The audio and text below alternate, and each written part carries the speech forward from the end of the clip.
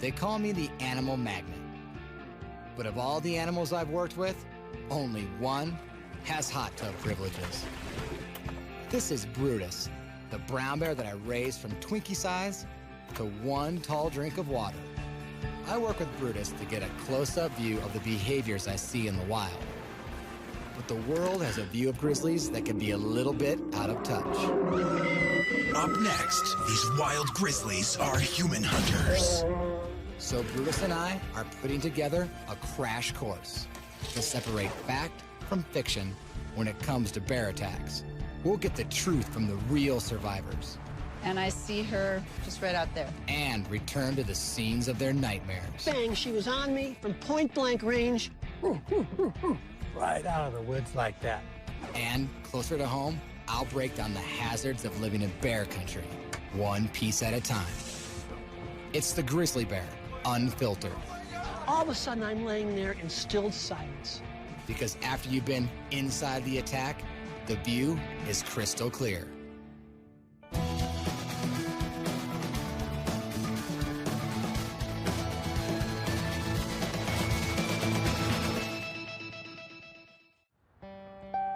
For me, the bottom line with all bears, whether captive or in the wild, is respect. A performance like this, teaching Brutus to swim like an Alaskan brown bear, can't be forced. It's based on a relationship of trust, one that Brutus and I have developed over a lifetime. Besides, grizzly bears have a habit of matching force with force. So my rule of thumb while observing bears in the wild is to try to affect their behavior as little as possible. And in the best case scenario, I'm invisible. This is just the way I like to view grizzly bears. I got a big cliff between us. It's completely safe. The wind is in my advantage. They can't smell me. I can completely watch them do their natural behavior. But since I spent a lot more time than the average Joe in dense grizzly country, I've had my fair share of close calls.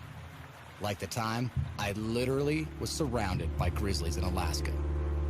Yeah, right, like 15 yards away is a big male grizzly right there. He's acting fine, but we just need to back up out of here.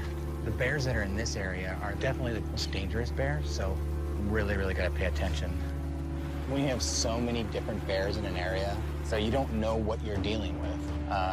Watched this bear before. He's kind of a bully bear. He's coming towards us, so I'm gonna go this way. I managed to safely cross this grizzly highway, even at rush hour. But it's experiences like these that prompt reporters to call every time a human-bear conflict hits the news. A Montana wildlife official says one person was killed and 2 others injured in a bear attack. Residents here and people vacationing are very concerned. Grizzly about bear these attacks. expert Casey Anderson says it never hurts to take extra precautions. The last stat I heard prior to this year was that only 6 grizzly caused fatalities in the Yellowstone ecosystem. So it's very rare. And bear attacks are rare. Grizzlies or black bears have killed 108 people in North America in the last 110 years. In my mind, there are only a handful of people who can accurately describe a grizzly attack. And one of these people is my friend, Jim Cole. Most attacks are defensive. They are not out there preying on us like a lot of people would think. As a wildlife photographer focusing primarily on grizzlies, he's had several brushes with bears at close range. The most recent of which was 3 years ago in Yellowstone National Park. And today, Jim and I are headed back to the exact spot of his encounter to finally make sense of the grizzly that attacked him. We set out early underneath a dense curtain of fog. 3 years ago, at this very spot, Jim had prepped his camera gear at the car. He then headed out into the backcountry alone, toward a place he had been many times before, the Hayden Valley. A 7-mile trek through some of the wildest and most scenic country in the park. Well, this is a really cool, typical route that I take to go into Hayden Valley. We're gonna go. And this place is a little bit special to you now. Well, it's special to me. It always has been special to me, but obviously it takes on a little different significance since my accident, but I always enjoy going back. So, Jim, I know you like to come out here and watch grizzly bears, but you do more than that. You document it with your camera. How long have you been doing that? Oh, I've been doing that for 30 years. And you've taken a lot of pictures, though. I have more bear pictures than you can believe. I have a mother and 4 cubs that I was able to really do a lot of photographing in Alaska a few years ago. I have a picture of a bear raising an American flag, kind of pulling on a flag. Those probably are my 2 favorite pictures. And I see you're all geared up here, so tell me about what you've got. I am strapped into the hilt. This is what I always carry. Ever since my first time I was mauled, I carried 2 cans of spray instead of 1.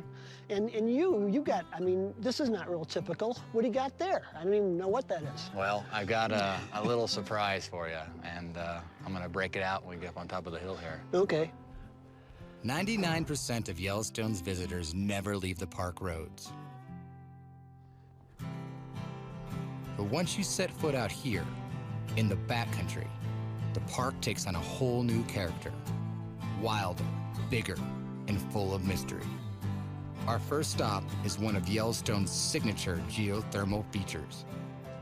You know, I come through this area most of the time when I come into Hayden Valley. Now, I have some other routes too, but the sandy area and this thermal area gives me a good barometer of the bear activity in the area. Bears really can't walk through here at all without making tracks. And did you come through here the day of your accident? I did. I came through here that day, and there were some bear tracks. I don't remember exactly, but I do remember there were some bear tracks. So you knew there was a good chance that you were going to see a bear that day? Good chance of seeing a bear, you never know. Because this is a huge valley, wide open, bears move a lot. Sometimes I come in here and I think my chances are great and see nothing, and sometimes when you least expect it, there they are. The element of surprise is always the X factor in grizzly country, because more than half of grizzly attacks are provoked by surprise encounters. And awareness begins by paying attention to the signs right in front of you. Oh, here's some nice grizzly tracks. Really distinctive, classic grizzly tracks. Yeah, and a Right. decent-sized grizzly, too. Yeah. Back in 1993, I had my first encounter with a bear. These are adult tracks. That bear was a little smaller. Might have had a guard down a little bit, really don't know. And all of a sudden, I heard to my left, the bear was swinging like a fighter. Because I was going down, the bear kept missing. Luckily, Jim was able to walk away from his first attack with only a broken wrist and a torn scalp. Fresh grizzly tracks still make my adrenaline surge. But in Jim's case, in this wide open terrain, that day seemed like just another walk in the park. You know, I was walking along here, wasn't thinking about much. I'm coming over this little subtle knoll. I remember I was trying to pick a route out. I looked to my left, and all I heard, she didn't make any vocalizations. In my first mauling, I had a warning. There was a huff. This time there was nothing. But I heard her galloping after I looked to my right. And right over there, bang, she was on me from point-blank range. I reached for my bear spray, and my hand was pinned like inches. There was nothing I could do. She was on me so quick. She pinned me with her right paw to the ground while she raked my face off with her left. And then boom, in an instant, she's gone. And I saw her and her cub running away, and she was freaked out. I had no more worries about her. The vicious situation that had just occurred, all of a sudden I'm laying there in stilled silence after all this mayhem that happened in a matter of seconds. And then it was a matter of life and death. I had to get up immediately. I couldn't sit or lay down for 1 minute, or I'd be dead. I realized right away that my life might be over. The attack leaves Jim's face practically unrecognizable, with shattered facial bones, a destroyed left eye, and a nearly blind right eye. He's rapidly losing blood and nearing shock. I realized that with the extent of my injuries and being blind, there was a good chance that I might not make it out, but I was going to fight with everything I had to get my way out. I was thinking this could be it. I was thinking, oh, you know, expletive. In North America's national parks, females with cubs account for nearly 3/4 of all grizzly bear-inflicted injuries. And now Jim Cole was part of the statistic. So the bottom line is, this female bear was doing one thing, and that was protecting its cub. Probably, yeah, oh yeah, she was protecting her cub. But Jim's ordeal wasn't finished, and I knew the perfect place to hear the rest of the story. I think we should climb up on top of this knoll, see if there's any grizzly bears around, so I have a good view. But I got a little surprise for you, too. All right, I'm up for anything. You know, I'm alive, so what the heck? All right. Although bears and people don't always mix well, Jim proves that conflict can be a learning experience. And I've brought him a gift that will help him share his lesson far and wide. Well, this looks like the perfect spot. But this is actually your surprise right here. Well, that's definitely been the mystery of the trip so far. And I've got a little gift for you. This is all yours. Thank you so much. My God, I'm overwhelmed to be given this period, but in a place like this and in a venue like this, pretty damn special. Thank you. You're welcome. And I've heard that you have a song particular to this exact spot. I do, Casey. And I wrote this in my early part of my recovery when I was in Boulder, Colorado. And it's all the things we've been talking about today. It's called Blindsided.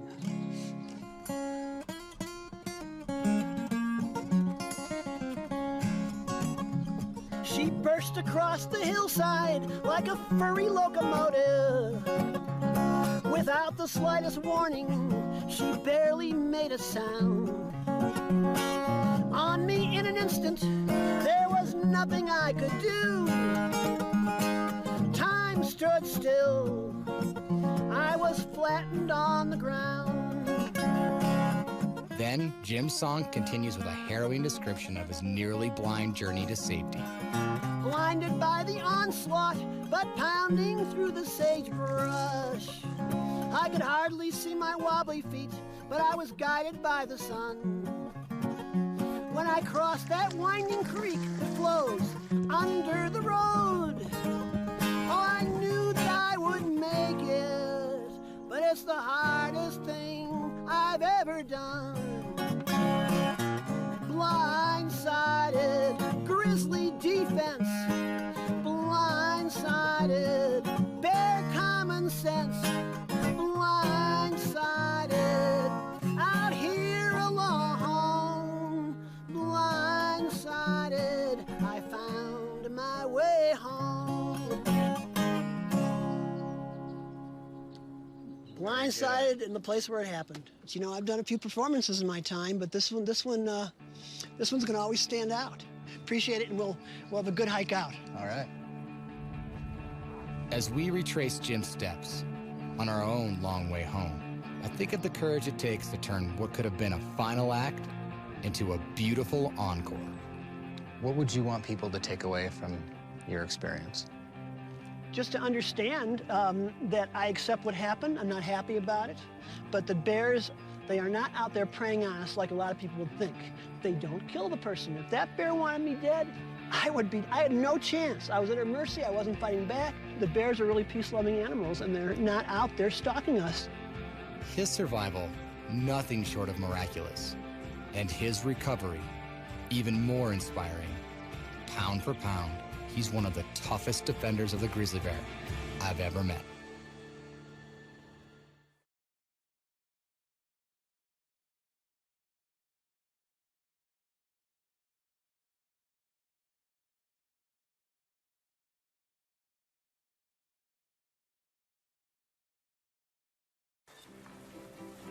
Being on the front lines of bear country has its benefits. I spent a lot of time in beautiful places, getting to know some of the most awe-inspiring and intimidating animals on Earth. Look at the size of that bear. But there are lots of people fascinated by bears who've never set foot in the wilderness or seen one in the wild. Instead, they get their bear fix from TV and the internet, with videos watched millions of times online by people all over the world, including the infamous Kung Fu Bear, a viral video from Japan with over 2 million hits. And I've actually seen an American black bear I used to work with do this exact same behavior. That's crazy. Now, he just threw it up in the air and caught it. I've never seen a bear do that before. And of course, the dancing bear. This is traces of a bear up in northern Montana, part of a research project. They set up some camera traps and caught these bears in a private moment. Now this bear is just literally rubbing its back on a tree, marking its territory, scratching its back. It's a behavior I've seen 1,000 times. But somebody's added a little bit of music to this, and it's really becoming a giant YouTube sensation. It's hard to know what someone who has never seen a real bear before would think after seeing these.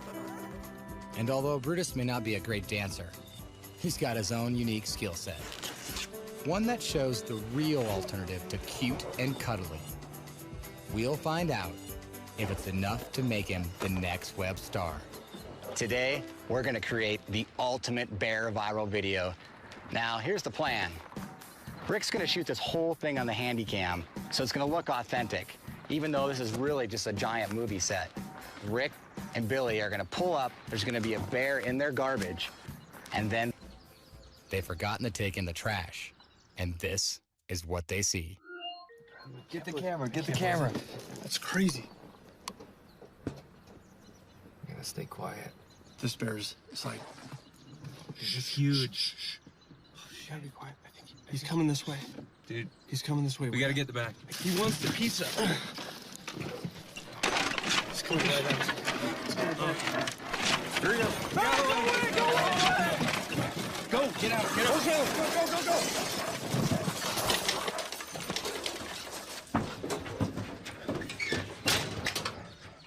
Get out of my car! Get out of there! Oh, man. Oh my God! My mom is gonna kill me! Go away, bear! Get out of there! Oh, my God. Totally crazy. Oh my God. Oh, my God. Oh my God, dude, he's totally on top. He's on top of the car. Not. Whoa, my You're God. trying to do it. Shut up. Get back, get back. Oh my God. Oh my God. Oh my God. That is. Oh my God. Oh my God. Go away, bear. Get out of here, bear. Still there? Shh. The batteries are about to go down. Oh my God. Look at this. This is the most ridiculous. Oh my God. What? What?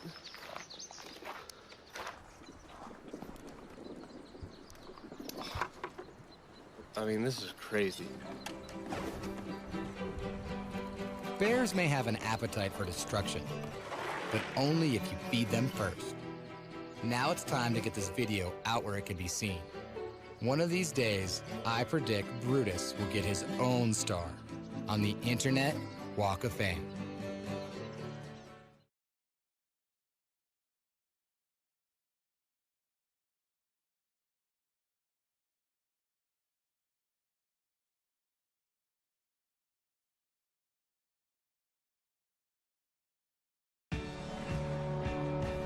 Just west of Yellowstone, this cabin has been my home away from home every spring for the last 5 years.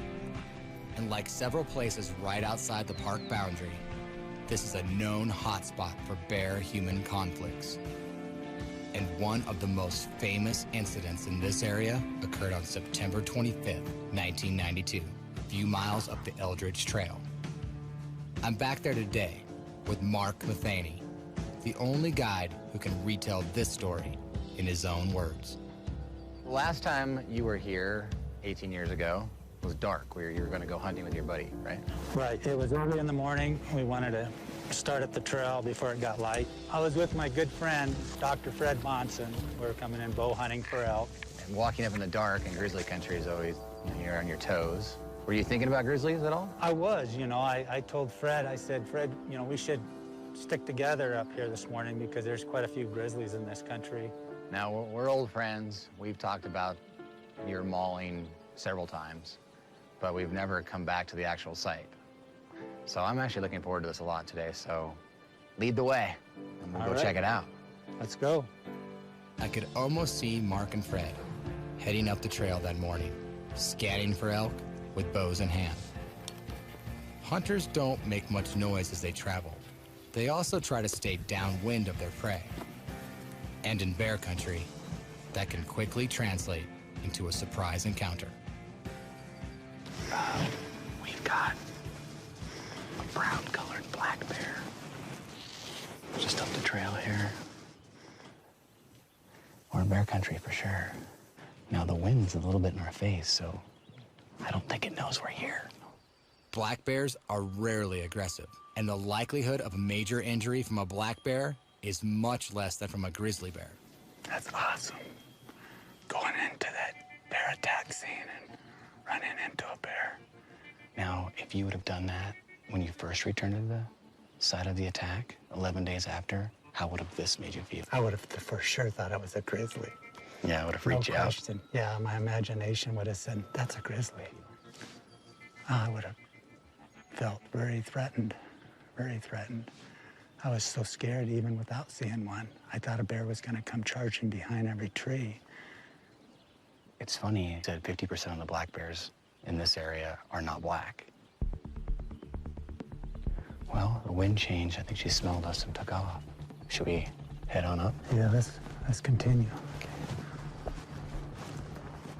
As we hike in further, the terrain begins to change. Grassy meadows fade into thick forest, and there's no way of seeing what's around the next bend.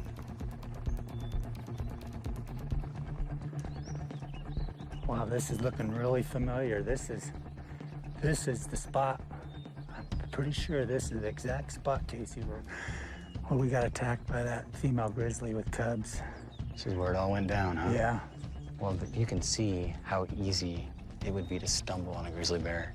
And this is super dense forest. This would be easy just to walk right up on one. She was only like 40 yards away, lying over in the dense timber, and boy, I just caught movement. I was in the lead coming down. I was still hunting. We're just coming down the trail like we've done thousands of times. And I caught movement off to my left in the dense timber, and it was something just flying through the air horizontally. And here she comes. I seen that red aura of anger around this bear. She was pissed that I was there. And here she comes, just right out of the woods like that. And you're thinking, oh, this is not happening. I glanced for a tree to jump up into, and I'm thinking, I gotta get back to Fred so he can spray this bear. And I said, it's a bear, get your spray. Bear, get your spray! Fred, he jumped behind this pine tree right here, and I jumped right behind this log right here and just threw my bow out, and the bear was like 8 feet right there. One of her paws knocked the bow out of my hand. The next paw came over the log, so all I had was teeth coming right at my throat. Because next thing I know, my head's in her mouth, and she's mauling me, and I'm going, oh, God, help me. And I one last scream for my life. She's got my head, she's killing me. And so I hyped up that situation there. When you screamed, that's when she really bit down. Oh, she bit down on me. I was in survival mode. At that point is when I knew I gotta play dead or I'm gonna be dead. Next thing I know, Fred come in yelling at that bear. And the bear charged Fred, and he emptied the can of that pepper spray right in that bear's mouth. And she took off around him, gasping for air, coughing, and away she ran with her cubs in tow. Next thing I know, Fred's saying, Mark, are you okay? The bear's gone. With severe facial injuries, a punctured skull, and lacerations to the arm and throat, Mark was anything but okay. Luckily, Mark's hunting partner was a doctor. And says, oh, don't worry about it. I'll put you back together when we get to the hospital. So it was really nice having a doctor on the scene and staying so calm about the whole thing. So the moments that happened that day will stick with you forever, but you have some things that are a little bit more of a daily, constant reminder that you kept with you. Well, you know, of course, this little scar on my face here where she got my salivary gland. And, you know, what I brought up today, I wanted to show you a shirt that my wife, Becky, made for me and I had on that day. And you can see here where she went in for my throat, where she grabbed a lot of shirt here. You know, a little shredded here and there, but it's just a little souvenir for the day. Yeah, you hear about giving you the shirt off my back? Well, here you go, man.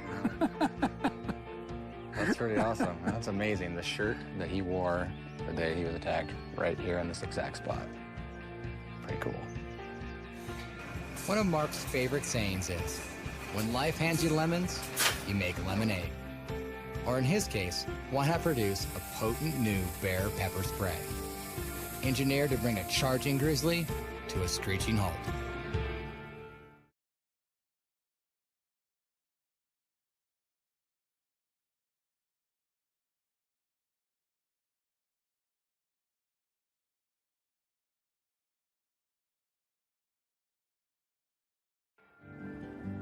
Out here in bear country, the nearest town is usually a long ways off, and bear-proof gear is essential.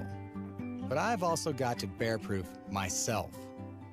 My personal protection of choice is simple, mobile, and effective bear pepper spray.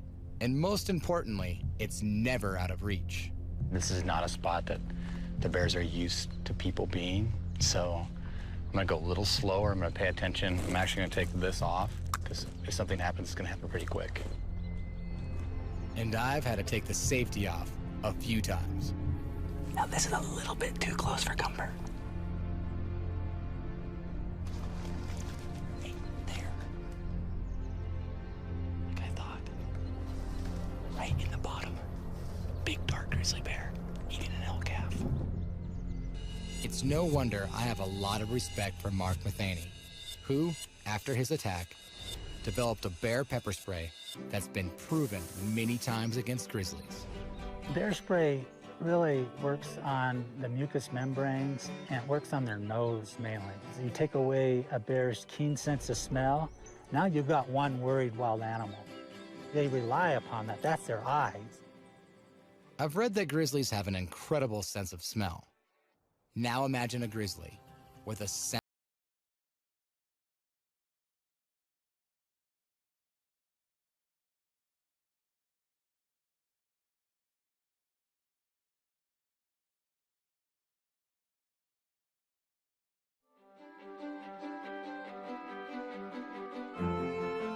One of the biggest issues in bear country is the influx of people living right at the edge of Earth.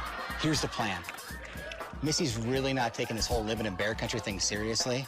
Why don't you go teach her a lesson? Okay, roger that, Casey. I'll take over from here. Well, what do we have here? Backyard bird feeder? Strike one. I know, it's gorgeous. He's so hilarious. He's so worried about me, like something bad's gonna happen. Medium rare? I think it's more dangerous here than it is in Los Angeles. And no one watching the grill? Then it's all mine. I know. Oh, it's very cute, though. Uh-huh.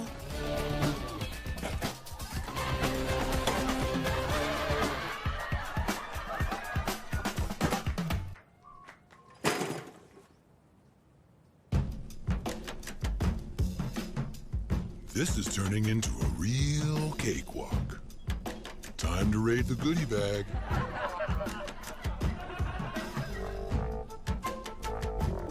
And the door's open? Oh, then I'll let myself in. Oh, am I exhausted. Time to take a load off.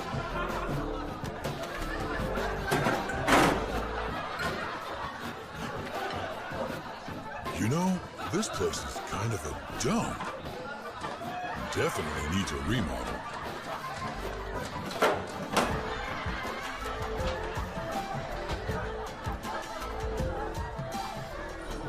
Okay, Casey. My work is done here.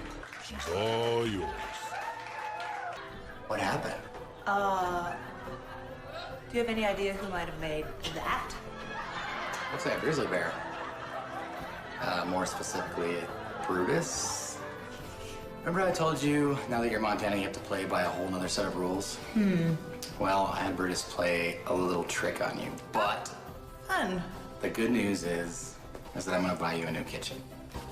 I think you're gonna have to start by buying me dinner. Okay. Anywhere you want. Let's go. Come here, bear.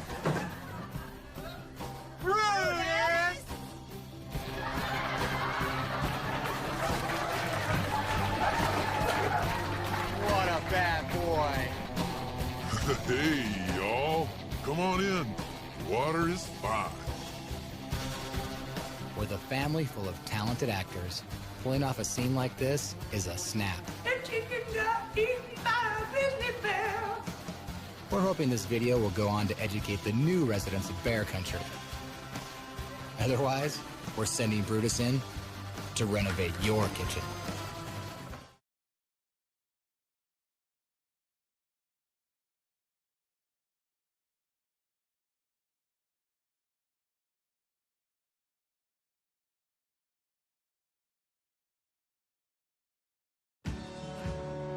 People find themselves in Bear Country for many reasons. Some for the view, some for the hunt, some for the solitude, and others for the company. Oh, Sarah, it's good to be back with you on a horse in the woods. It's been a long time. The last time Sarah Muller and Sarah Harvey were together on this trail in Yellowstone was 18 years ago. Crossing Slough Creek on horseback, they had no idea what lay waiting for them on the other side. So tell me about the trip itinerary. So you left from this trailhead. You're headed in for a while. Heading in for 3 or 4 days. Yeah, it was a wonderful weekend. You know, I'd met this cute little mountain man that I was falling in love with. And that morning, Pete asked if I wanted to ride out, and I said, I'll just hike out. And you said something that morning before you left. The day I left, Pete packed my backpack out, and I just had a stuffed sack and a water bottle. And I said, oh, I need my key to the car in case I get out before you do. And he goes, well, don't you want a piece of leather or something to tie that on in case you lose it? And I said, well, I won't lose it unless I get mauled by a bear. With those ominous words ringing in our ears, we get back in the saddle. And as we ride higher, out of the timber, and into the high country, the rewards are never sweeter. But something on the wind is bittersweet. The memories of the attack returning. I was coming up the trail from this direction here, and I see her just right out there. My adrenaline started going, my heart started pumping, but I was still at that point thinking I was gonna get away. Her cubs either smelled me, heard me, but they let out this incredible shrieking, like, warning cry to her, and she just started coming right at me. I had no spray with me. What are you gonna try? Anything. So I'm trying to put that stuffed sack in her mouth. I do remember the sound of my skull crushing. She tore into this leg, but what really hurt is when she broke 7 ribs and collapsed my lung, and so at that point it was hard for me to breathe. She picked me up by this arm, did one of those shake numbers, tossed me in the air, and then that was it. I was down on the ground. It was like all of a sudden, you know, quiet. Both Sarah's eyes were blind from the trauma. She was losing blood from head, leg, and arm injuries. And her one good lung was gasping for air. With time running out, her only hope was Sarah and Pete coming down the trail behind her. So Sarah, you're coming up the trail, and you see her laying in the trail. And then I saw her face, and it was pretty bloody. You know, of course, you want your loved one to stay with you, but then he said, I'm the better rider. I can go faster. Sarah knows first aid. And I was like, okay. Pete rode off for help, pushing his horse over 4 miles down steep, rocky terrain at breakneck speed. And we had 2 pack horses tied up in the trees, so I just kept watching them, because I knew they would let me know if a bear was in the area. You're alone here and with no security, essentially. Yeah. Helicopter came in really quickly, though. I think it was like within an hour. I've never been so happy to hear a sound of a helicopter. Ditto. Oh my God, yeah. And then Sarah uttered the words that made her famous throughout all of Bear Country. So many years I had seen so many bears killed. I remember as they're walking me up to the helicopter, but I said, but don't mess with her. Please, you know, just don't mess with her. The scrapbook Sarah brought with her into the backcountry practically overflows with mementos from the attack. These are just newspaper articles of the whole, the lucky to be alive, and that kind of said it all. But most impressive was the human reaction, responding to the news of her request that no harm be visited upon the bear. This was an interesting letter from a trucker that read about it, and it says here, the end of this article stated that you requested officials not to take any action against the grizzly. I'm writing to tell you how much I admire your wisdom and compassion, especially after an ordeal like that. I thank God every day that I'm still here, that I survived what I did. Ultimately, Sarah's true message is the same as Jim Cole's and Mark Mathaney's.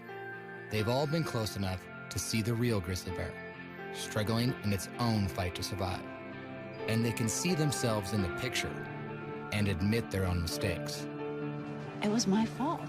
I was in her, area and not making noise. She would have heard me, taken her cubs, and gone away. They don't want to do what she did to me. They're beautiful animals. I totally respect them and even have that much more respect for them now. Did I let my guard down? Yes. Was it my fault, not the bear's? Absolutely. I take full responsibility. Bear was just adhering to her natural instincts, and I totally respect that. I have no animosity toward her at all. So I really enjoy that aspect of living in Montana is, it is still wild because we got the grizzlies here. When something scares somebody, just to kill it, is that the answer? No, I think not. It's to learn about how we can live together. We can coexist. We don't have to just knock out something that scares us. Grizzly bears can appear larger than life. Maybe that's why we fear them with such intensity. But to see the bear for what it is, the keeper of the last true wilderness and a reminder of our place in the big picture, is its own reward.